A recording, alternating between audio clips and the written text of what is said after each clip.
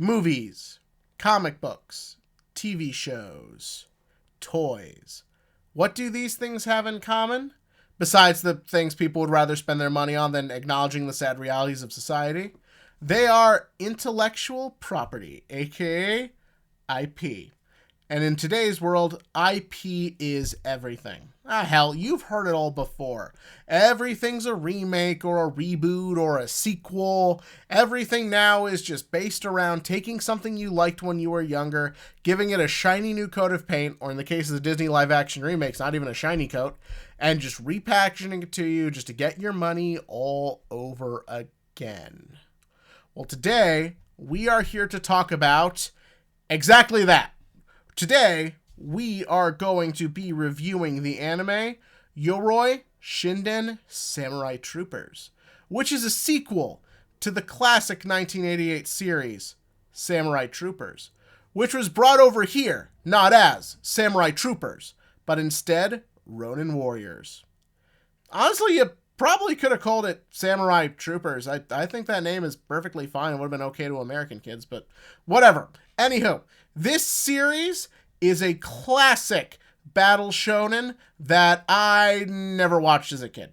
Ronin Warriors was a little bit before my time when I got into Toonami, so I went into this series completely blind, not knowing a single goddamn thing, just seeing how cool the suits looked, and you know what?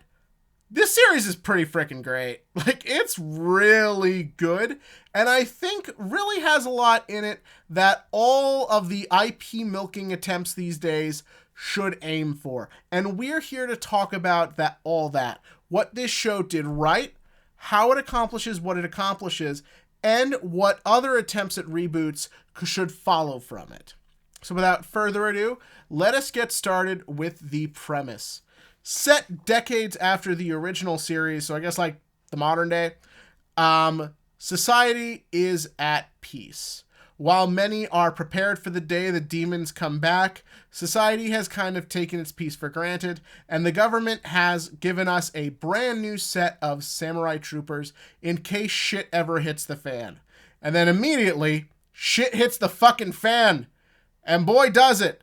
If you want to know what this show does right to get your attention, it is not afraid to hide anything. This show is violent, it is bloody, and a lot of innocent people get hurt in it. And I think that's a really great way to establish what makes this show different.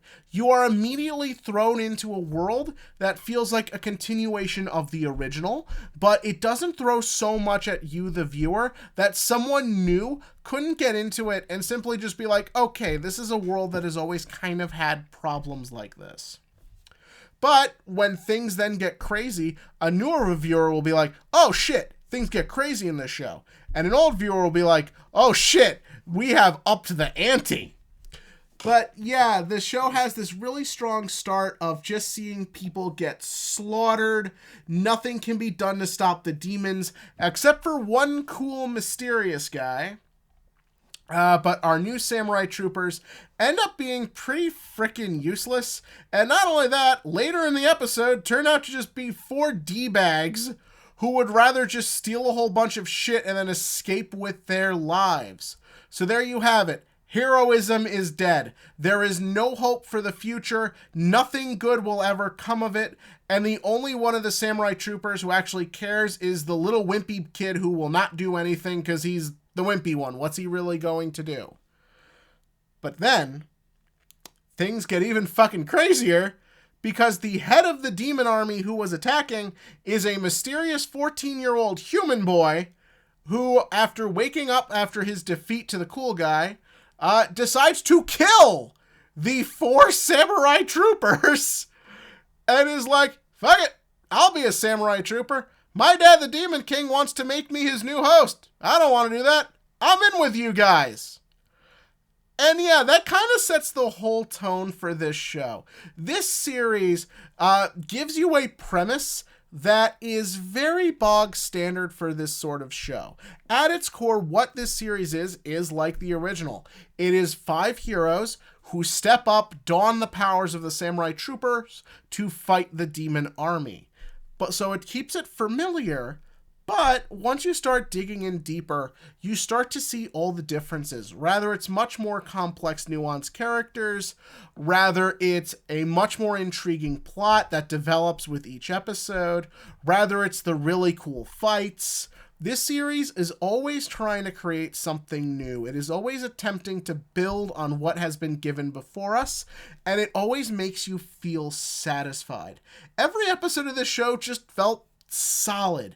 You always felt like you were feeling what the characters were feeling. You were on their journey. You wanted to see where everything was going to go, and the series never disappointed. Shout out to my favorite character, my boy Yamato. This is the way you do just like a big lovable lughead, and I've always got a soft spot for the big lovable lugs in these types of shows.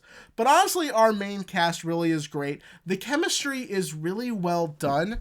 The show comes up with a very clever way of giving everyone just time to like interact and bond, so they feel much more like actual characters as opposed to just archetypes here to sell merchandise. Side note, I believe they're making model kits of these guys. I kind of want them. I can't help it. I just do.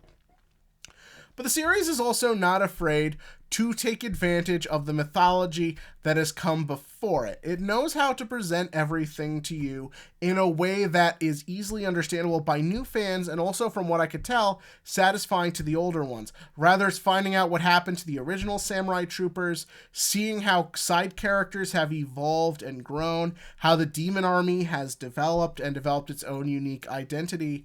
This series is not afraid to really go the extra mile for everything, and this is what I think a lot of franchises are lacking nowadays. Everything lately feels very corporate controlled. Rather it's tokusatsu, rather it's like the Marvel movies. Everything feels like is basically being micromanaged within an inch of its life by corporate heads who need to meddle in everything so they can justify giving themselves bigger bonuses at the end of the year. Now, don't get me wrong. I am sure the good folks at Sunrise are making sure they line their pockets with this show, but it feels like there was a sense of trust here to let the creative people do what they want to do so you can make a better product that will therefore stick with people and make them want to come back and spend more of their money. That's what this series, I think, really came to. And whether you're a new fan, whether you're an old fan, I think that sense of love and caring for what came before really does shine through here. And it just comes throughout all its great characters and storytelling. The other aspects of the show are also pretty good too. The animation is pretty good. A lot of the fights are very fun and creative and feature good hype moments. Sometimes the switch to CG, especially in the middle part of the show, was kind of shaky and goofy, but I always felt it knew how to recover to give you some really cool action scenes. I also really love the sound design in this show. Every time our heroes move, you feel the clanging of the armor. You can feel the weight of everything. I think it really gives everything this intense feel that really just gets to you on a primal level. Now, of course, we do need to talk about the show's problems. There aren't many, but there are a couple.